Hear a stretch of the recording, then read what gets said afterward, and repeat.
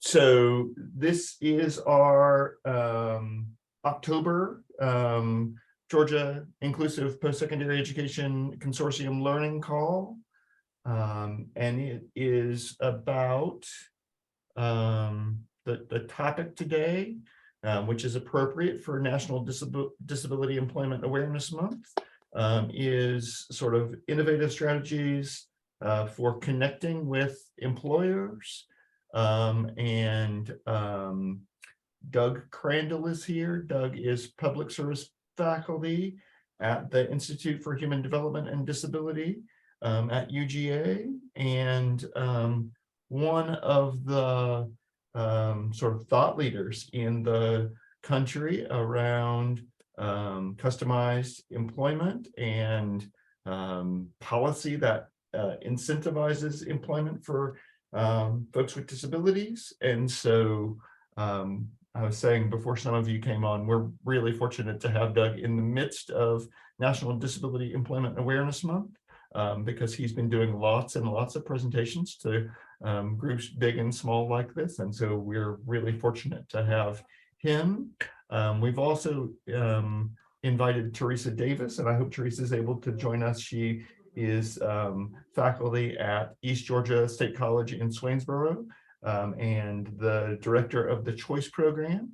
And so when Teresa is able to join us, I hope that she's able to share some stories about ways that she's built relationships in East Georgia and in Swainsboro and the surrounding community to connect students to employment opportunities. And so I'll just turn it to Doug, but because it's a relatively small group, I hope that this can just kind of be a conversation about what you have tried and what you have done and what you found successful and what you might have questions about.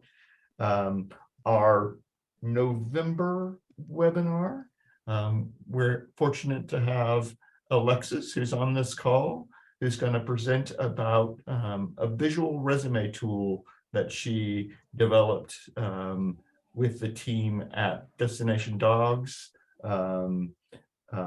related to translating the IPSE experience to potential employers. So very, very fortunate. I learned about that tool a few months ago and got a preview of kind of what that looks like, and was really excited about sort of the utility of that for all of our projects. And so Alexis is going to present about that in November, and I'm grateful that you said yes to that.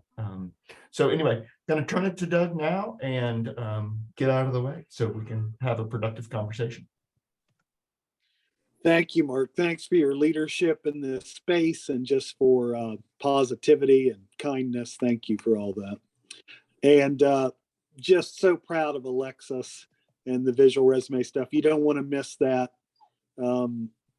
She blows me away with, you mention something and she finds it a good idea and implements it. So it's really, really powerful and a useful tool. Well, I'm going to do something. I'm going to take a little risk here, Mark. I'm going to read a quote. I love quotes. Everybody else love quotes? They just, I don't know.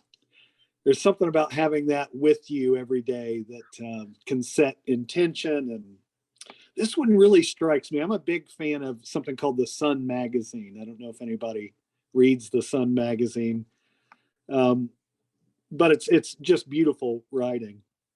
And what they do is on the last page of every issue, comes out monthly, they have just something called Sunbeams. And it's a theme-based collection of quotes. This one struck me because of the time.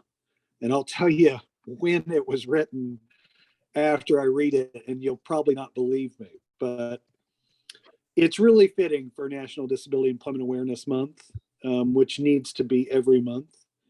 Which needs to be what we call in writing the through thread of everything that we do. This is from William Merritt Chase. William Merritt Chase was an artist, a painter, but also he taught Georgia O'Keeffe, which is pretty amazing. If you want to have a student saying you taught Georgia O'Keeffe, isn't too bad. But William Merritt Chase is someone who was a kind of a, a thought leader, somebody who really kind of challenged the norms. And so while the quote doesn't surprise me in that way, it's the language. So I'm just going to tell you, this is 1892, and listen to the language. Okay, here we go. Diversity is not polite accommodation. Instead, diversity is, in action, the sometimes painful awareness that other people, other races, other voices, other habits of mind have as much integrity of being, as much claim on the world as you do. And I urge you, amid all the differences present to the eye and mind, to reach out to create the bond that will protect us all. We are meant to be here together. The fact that this guy is writing in the 1890s about accommodation and diversity, it just feels to me like it could have been written today. And I love that last line, we're all meant to be here together. Well, I kind of want to talk a little bit about some ways of engaging employers. And Mark, just holler at me when Teresa gets on so I can step aside. I want to start with kind of maybe a little historical part of it. Most of you know what supported employment is. I'm sure everybody does. But supported employment was never intended to be placement. And why that is important is in placement, we're not really making social capital with employers and our community economic engines. We're just looking for positions that are open. Supported employment was always meant to be no readiness, zero exclusion, and that the person doing the job development, i.e. engaging in the employer, also supported the person on the job. We've had supported employment programs for about 40 years now, and most of them, including in Georgia, are focused primarily on placement. Now, there's nothing wrong with placement at all. There's nothing wrong with doing supported employment that way. But it doesn't address the support needs of lots of folks. And so, back in the early 2000s, the Office of Disability Employment Policy put out a big hunk of money to test and to think about different ways of doing employment supports. And 10 years later, there is a competency model that we train in, endorsed by the Association on Community Rehabilitation Educators.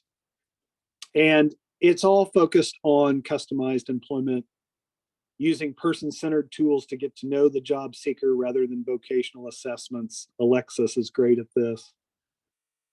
And I bring that up because, and this is the exciting part, there are now 3 fidelity scales connected to customized employment. Everybody know what a fidelity scale is? If you don't, just be honest, because there are plenty of things I don't know. If you don't tell me, oh yes, I'm going to explain it. All right. I guess that means you want me to explain it. Well, the best way I've got to think about it is if you cheat, you have infidelity, right? If you cheat. Fidelity tools just mean there are a set of data behind the supports, the intervention, if you will, and that whoever's implementing that intervention then can be evaluated on how well they're doing. Are they cheating? Are they doing it to fidelity? I came to that in Georgia when our DOJ consent decree was signed. For 7 years, I was the mental health employment trainer for supported employment. And all of the programs had to get fidelity reviews. Well, now we have that for customized job development. I will send that, Mark, the fidelity scale for customized job development. Why is that important? Well, that's what we're talking about today. And it's a different set of practices and intentions than simply looking at one ads, seeing a sign posted in a window. Again, there's nothing wrong with those things. But for many people who don't want to work in those traditional supported employment jobs, who have very distinct interests, most supported employment programs and GVRA aren't astute in doing customized job development. And I try to get people to understand this by thinking about your own work, right? We don't think about the ways that we go to work or find employment opportunities. For most of us, that is connections, friendships, referrals, even bumping into somebody, right? How many times have you found out about some opportunities by just meeting somebody? So let me say it this way then. Those employment opportunities for students, whether they're exiting high school or inclusive post-secondary programs, have a direct link to how much social capital someone has. So if I've been largely excluded from the community, right? Or I've been in programs that are focused mostly on my disability, I'm not building that social capital. One of the cool things I love about inclusive post-secondary is the relationships that get built. And those will pay off for people. Maybe not right at leaving the university setting, but 4 or 5, 10 years down the line, somebody might reconnect with someone they went to college and university with. So customized job development is pretty simple. And what I mean by that is we know we're doing it when we're talking to businesses. And we call these informational interviews. You can see informational interviews referenced in the Workforce Innovation Opportunity Act. And it's simply making sure that people are getting the opportunity, students are getting the opportunity to talk to someone informally about the kind of work that they do. You could call it fact finding, interviewing, a potential business owner, but it's all about building relationships. And I think we all understand that in our guts, but we have to then, because of our magnitude of our work, rely on referring people out. So before I talk anymore, I'd love to hear from folks, just what are your experiences? And, I don't mean this in any critical way, with either providers, right? Disability providers, after someone leaves the university setting, are those folks working with your students? In other words, is GVRA supporting that and DBHDD? Or are you largely, like I heard from Teresa, largely kind of responsible for building those relationships? So give me a baseline there. What are your experiences? GVRA wants to put people to work at Kroger and Publix and Yep. bag or they want to put people at Goodwill to learn how to stack shelves and things like this. We are largely responsible. We are solely responsible for building relationships that help students move beyond those opportunities. Thank you, Spencer. And thank you, Gregory. I saw that. I think Anyone? also, oh, sorry, go ahead, Doug. No, I was just saying, anybody else? Let's hear it. I feel like the biggest thing that we have heard from families is the support, obviously, after, whether that's from GVRA or another type of like private resource in the state, or other different like county resources that other families have used, in the sense that they try to put them in a box versus thinking, what is their passion? What did they study in their post-secondary education program? And I have literally had so many conversations with families about different resources besides VR, because I heard from one family and they lost a lot of prior resources that their student was receiving because of miscommunications and other mishaps. And so it's like, to what extent can we still help? Obviously, once a student graduates our programs. Yeah. And I think that's also really difficult. And a family doesn't have the wealth of resources that obviously we could provide. And that's just, there is no right answer, obviously. GVRA or someone else, it doesn't matter who. I think it's just a matter of what fits for that family. And so far from what I have learned from a lot of our families, they do it themselves. Yeah. Yeah. And it's extremely difficult. Thank you, Alexis. Other insights?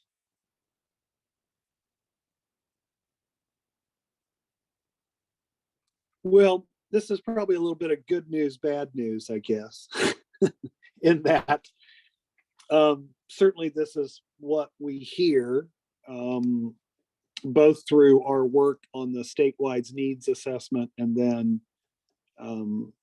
as we work with families who end up contacting us at IHDD. I think most of you know that GCDD funds the Technical Assistance Center for Employment in Georgia. It's called Advancing Employment. We got a lot of great resources there. If you haven't signed up for the virtual COP, if you just go to advancingemployment.com, you can. Let me ask a couple more questions related to that, and anybody can jump in. So are we now, do you think, maybe not formally but informally sidestepping GVRA? Do we have a sense of that? Are we? Yeah. How does that look, Alexis? I mean, thank you, Gregory. So in Yeah. other words, yeah, go ahead. No, I would say, I feel like in the transition person center planning meeting that we hold, I try to do literally as much as I can up until that student graduates to get them a job, apply to jobs, and then get their family supported for the next step. It's can be really confusing for some families depending on their area. And obviously every area's VR office is different. And so really sitting down with the family as well to say what's going to work for you. VR might not be the option, and that's okay. And so finding, what is going to be best to support the student when they leave, but also best support the family. Because we've had families say we've lost Social Security, we've lost this, we've lost that. Yeah. And I feel like the last semester is so critical for a lot of students, but it's really critical for the families because we're trying to provide all these resources before they step out of the program, but also VR might not be the best option in their area, and that's also okay. Yeah. And so finding resources that do fit. I've seen myself outsourcing versus going to VR first. Yeah. Yeah, often, this is Spencer at Georgia State. Often now that I know providers I met through GVRA or elsewhere, we're often bypassing GVRA completely and just referring to providers. Families are consistently disappointed with GVRA services or case management, or just don't really understand the purpose of working with GVRA. God, that's terrible. It takes so long to even get on a caseload that by the time they get there, they're like, what is the point of this? Especially then when GVRA comes back and says, all right, well, we want your son or daughter to be a bagger at Kroger. Right. Or go to Goodwill for a long, weird assessment. Yeah. And again, like Alexa said, not taking into account what are they passionate about? What classes have they taken? What was their experience at college like? So yeah, definitely sidestepping. And Doug, I'm not sure if you know this, but IPSE programs, many of us have entered into a relationship with GVRA where we're getting paid or can be paid to do pre-employment services. Yeah. So it's also a rock and a hard place because now they're a part of our braided funding model. So yeah. that's kind of, I mean, I think on the whole, that's a good way to do some of that. I mean, there are some issues with pre-ET services, and I think most of us know that that's what happens with new legislation. Pre-ETs is under the microscope at the Government Accountability Office in DC. And that happens with lots of legislation, as well as their counseling on subminimum wages. But I think it is, as we say, what it is. And so I've got some ideas in my head that I've been wanting to kind of express, and maybe that's a follow-up. But let me tell you some good news on a few fronts, so that you can be aware of this and see it coming quickly. So let's just start with the most pertinent one, and the one that's coming up soon. Next week on Tuesday at 2, it's our final webinar for NDAM 2022. And we've invited 2 people from Wisconsin. And what they've done with employers, so I'd invite you to attend, is they got some state general funds, and we all know that's much easier to be creative and innovate because there's not so many strings attached if it was Medicaid or VR. In any case, they decided, because they were having such similar problems, particularly once somebody needed support on a job. And the project they came up with is they pay stipends to supervisors and or coworkers to do job coaching, on the job support. What I love about that is we've given providers every opportunity to do that well. And if you look at the data, it's pretty bad. So we're excited about that webinar. If you haven't been to the website, you wouldn't know this, but we refine our policy imperatives each year. And we have 8 for 2022. And I'm going to talk a little bit about them as it relates to employers and businesses. But that's going to be one of ours for Georgia. We want to test that out here. And my ideas around this for students is, I think that's a more finite number to kind of think through than asking someone to do that for every person that might need some job coaching support. So please join us for that webinar and learn from these 2 wonderful women how they've made it work in Wisconsin. The other thing is, you probably saw that GVRA, God, I'm sorry, I'm laughing. Hold on. You probably saw that GVRA was one of the 14 states chosen by the feds for something called SWITC. Terrible acronym. Subminimum wage to competitive integrated employment. The reason I'm laughing, guys, is because the 13 other states got $12 and $13 million, and we only asked for 3.7. Still can't get them to answer me. Why would you do that? Why would you? Okay. But there's good news there. And it kind of gets to Alexis's point about benefits. Obviously, we have, the Social Security work incentives entities doing that, but we put in that budget. There is a shining part to this, something known as DB 101. If you're in front of your tablet or phone or whatever, you can look that up. db101.org, I think. That's out of the World Institute on Disability in Berkeley, where Ed Roberts was the person who founded that. But DB 101 is something that bolsters for families and job seekers the ability to get real good information around benefits. Now, what you won't see when you go to DB 101 is Georgia listed, but we will be. And one of the things I'm really intrigued by, I love their work anyway, and it's not cheap. What they do is thank you, Mark. What they do is they tailor it for the state, meaning they look at all public benefits. It's specific to your state. So we put in there that would be tailored for Georgia. There'll be a portal. Families should have access to that so they can get all the information they want. The reason that's important is because often Social Security doesn't know their own work incentives. And so having this is much more powerful. Now, the good part about that is that they're also engaged in a deep analysis of using plain language for all DB 101 work. And I've been loving learning about that and actually spotting my own ignorance and my own use of ridiculous acronyms and words. And so I think it's going to be even better for families, and we will have that here in Georgia. And if that's the only thing that comes from that 3.7 million, that will be great. Now, let me hit just a couple other things, and then I'll get back to customized job development.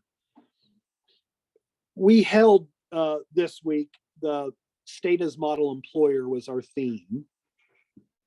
State as Model Employer is simply that.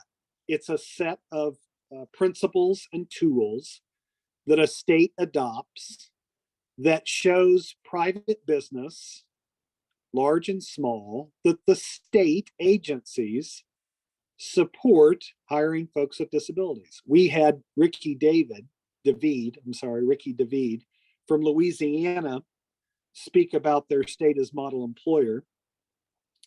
And they went through an executive order and then legislation. Now, why does that matter for students? Well, one, more opportunities.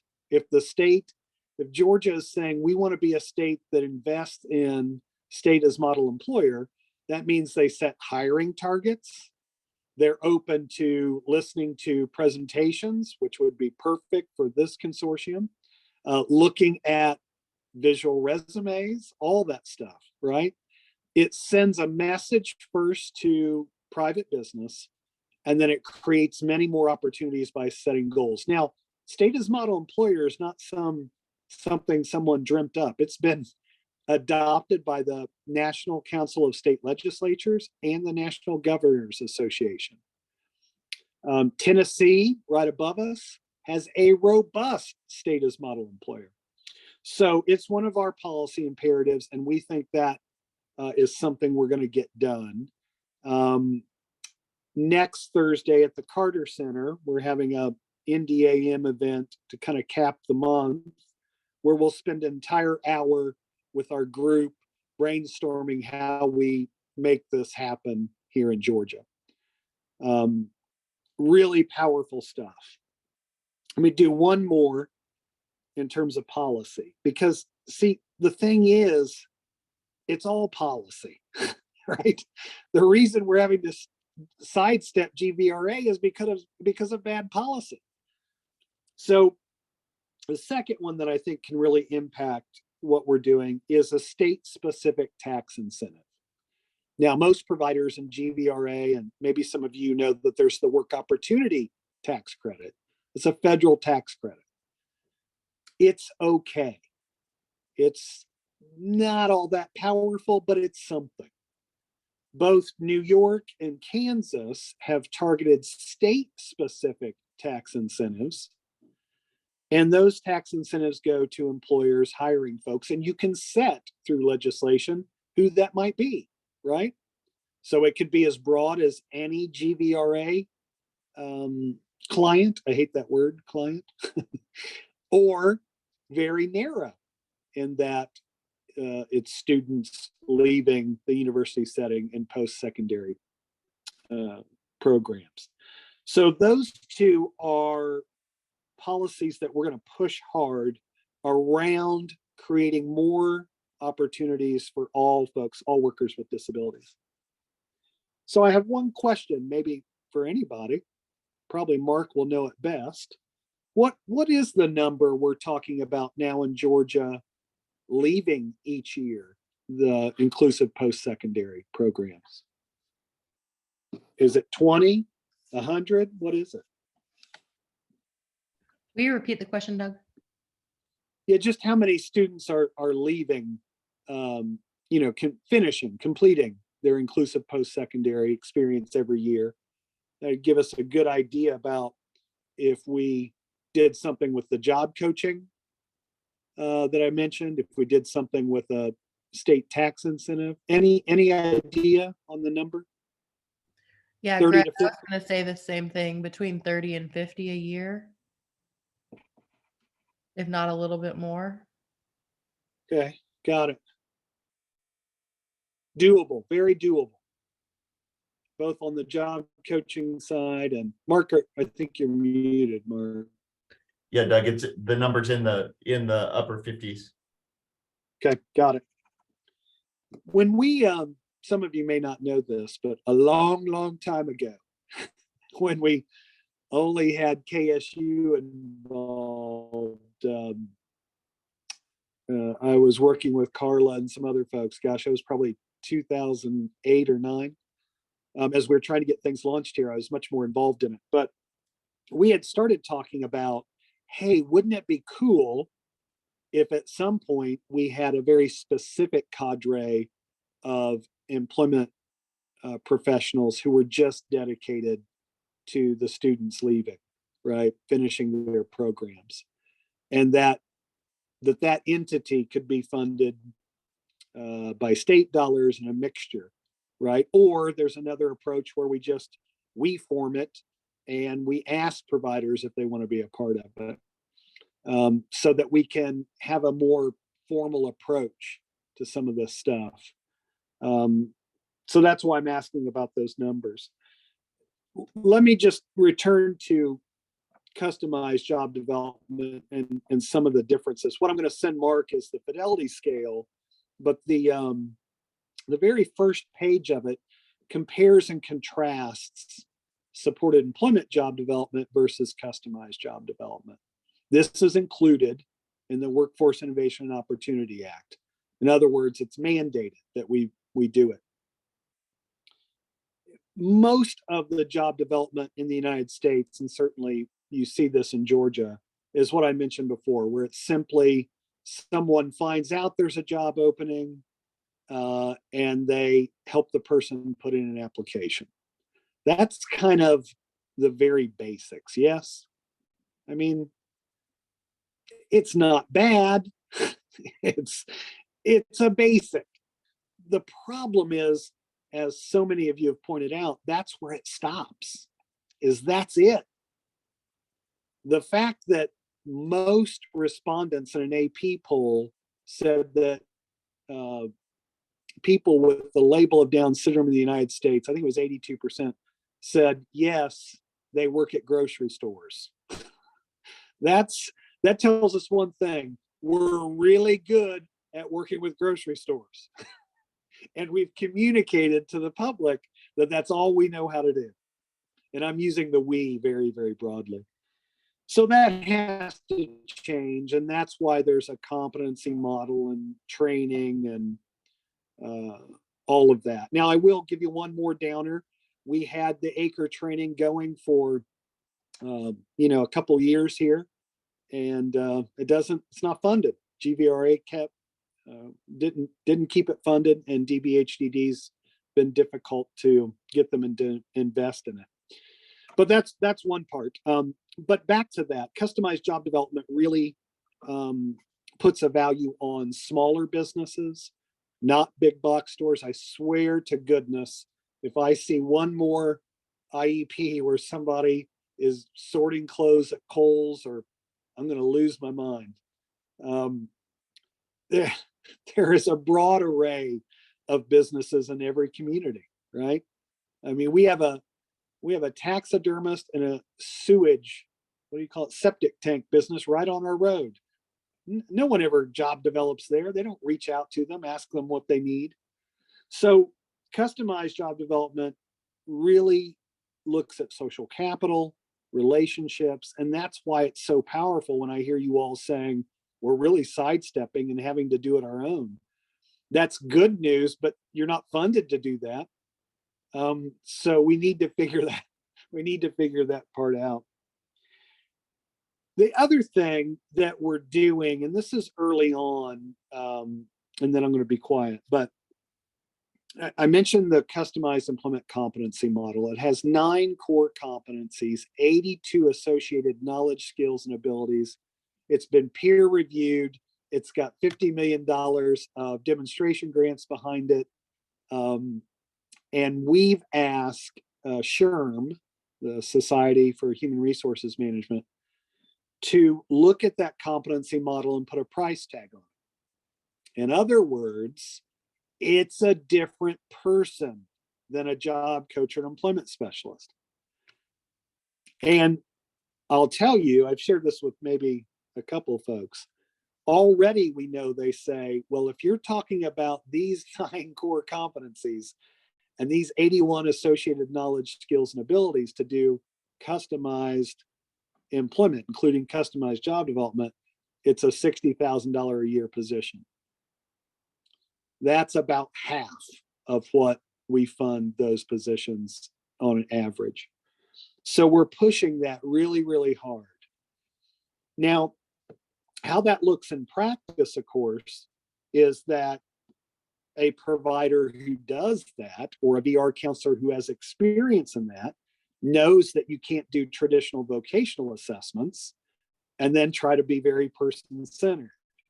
So it also invests up front in person-centered tools like discovery, path, maps, to truly understand the person's ideal conditions of success.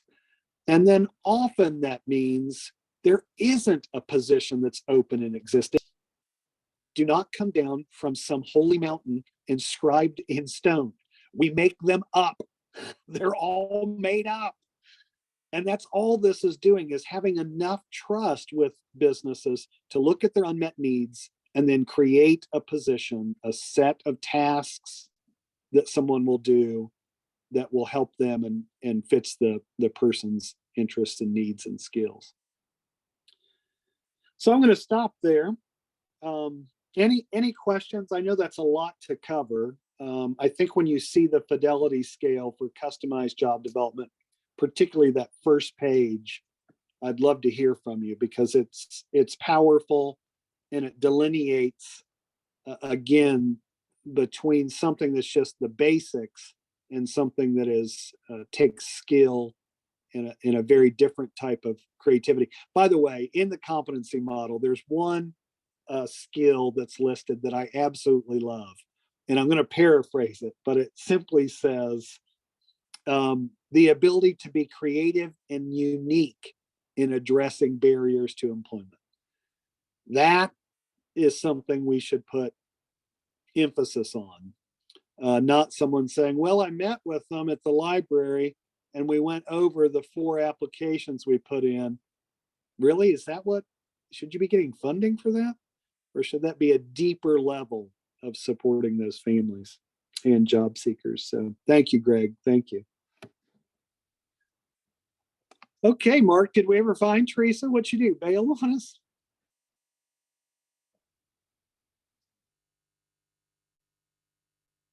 I clearly don't know when to turn on and off my mute button. Doug, I will check in with her and make sure everything is okay, but I have not, I sent her the link and then followed up and haven't heard back. So I don't know how to answer your question at this moment. Well, But I so enjoyed our kind of pre-talk with Teresa and wanted to hear all of her good work.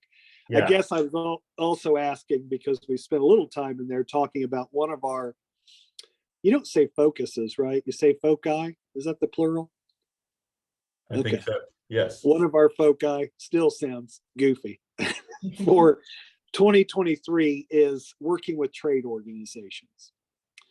In August, and I shared this with Mark and Teresa, myself and a wonderful woman named Cheryl Ann Frazier from the state ADA coordinator's office, who's been a tremendous resource in our ending work. We were invited to something called the Mega Meeting, which is a pretty good name, the Mega Meeting at the Georgia Aquarium. And it had nothing to do with disability or rehabilitation. It was titled at the Georgia Aquarium, Workforce Woes, purposeful recruiting and retention in the built environment. Anybody know what the built environment is? It's a fancy way of saying they're building something from scratch, right? Not renovating, but from scratch. And it's sponsored each year by 6 major trade organizations. So for instance, there's one called the Construction Association of Georgia. There's another one called DBIA, the Design Build Institute of America Southeast Region. All kind of boring sounds, right? But they ask us what they could be doing to recruit folks with disabilities, especially youth. 300 plus people. Not the kind of conferences we're used to going to. I mean, they got some money. And we were on a panel, obviously related to DEI. If you haven't seen the NDEAM 2022 theme, it is DEI plus disability. And these trade organizations were all around architecture, construction, design, and they wanted to hear about how to reach out. And here's something I hear all the time, all the time, not just in Georgia. And someone, they're doing business, so they're not there to complain. They were just saying it in passing. Well, when we try to partner, and they're really talking about VR state agencies, it never works. We don't understand what they're talking about, takes forever. So that's not what we want to do. How can we truly reach out? And I shared with them this economic figure that got them so jazzed. And some of you have heard it. In the United States, households with a member with a label of intellectual or developmental disability represent $66 billion a year in purchasing power. And one of the folks said, that's what those programs should be talking about, right? So one of our goals for 2023, and Mark and Teresa and I talked about this, is how do we, again, sidestep our systems? And how do we get on agendas for these large trade organizations? By the way, there are over 700 trade organizations in Georgia alone, just in Georgia. And really help them recruit folks in this initiative around DEI plus disability. And so I'd love for you to think about that. I think in that situation, we probably want to do something a little formal with those folks. That I asked them, are you aware that there's inclusive post-secondary programs? No, right? So there's a whole opportunity there for us in Georgia, in addition to state as model employer and the tax incentives, to be really open to those kinds of relationships. So stay tuned. We're going to develop something for people to kind of voluntarily participate in over 2023 related to the trade organizations and developing employment opportunities. All right, I'm talked out, Mark. That's all I got. You're like, that's it. That's what I got.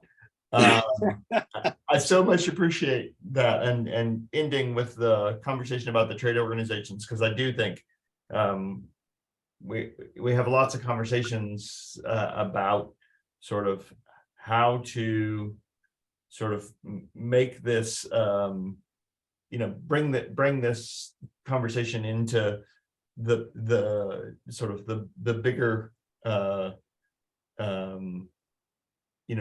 larger world. And so the idea that you start with the $66 billion in purchasing power that these folks and their families have as a way to say there's opportunity, and there's a way to frame this proposition where opportunity meets unmet need. That's right. I think that's really helpful. Because Doug talked more than he bargained for this morning, I want to be respectful, but I wonder if you guys have questions or comments or things you're thinking about as a result of what Doug shared. And then we'll kind of in for the day, and I'll send out the link to this recording so you can share it with other folks. And Doug's going to share the fidelity scale with me, and I'll make sure you guys get copies of that as well. But any questions or comments based on what you've heard or things you're thinking about?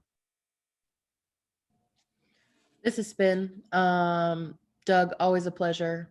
Customize and supported employment is something I see as a part of our responsibility in IPSE, but also something that really, really, really, really works.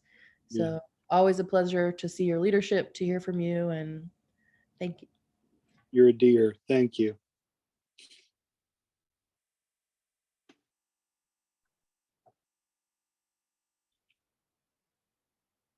All right.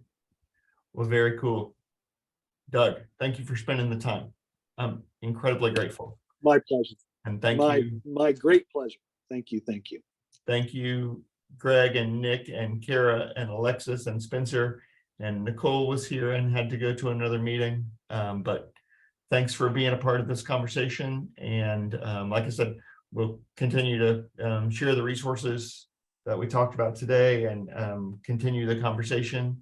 And like I said, our November learning call, Alexis is actually going to lead on the visual resumes that they have developed for Destination Dog students. And so that is on my calendar for, and Alexis, you can check me on this if I'm saying the wrong thing.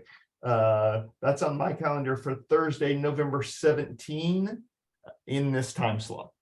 Yep, you got it. Perfect. Perfect. Wonderful. Thank you so much. And I will look forward to connecting with you guys, probably each of you in different ways before our next learning call. And wish you a good beginning to or a good mid-semester and a good beginning to what is early fall or early winter in Atlanta, I think. So thank you guys so much. Thank you Thank for you. Talk to you soon, Thank you for everybody. all- Thanks. Thanks, everybody. Bye. thank you for all the work. It's really important. Thank you. Thank you. Bye, guys.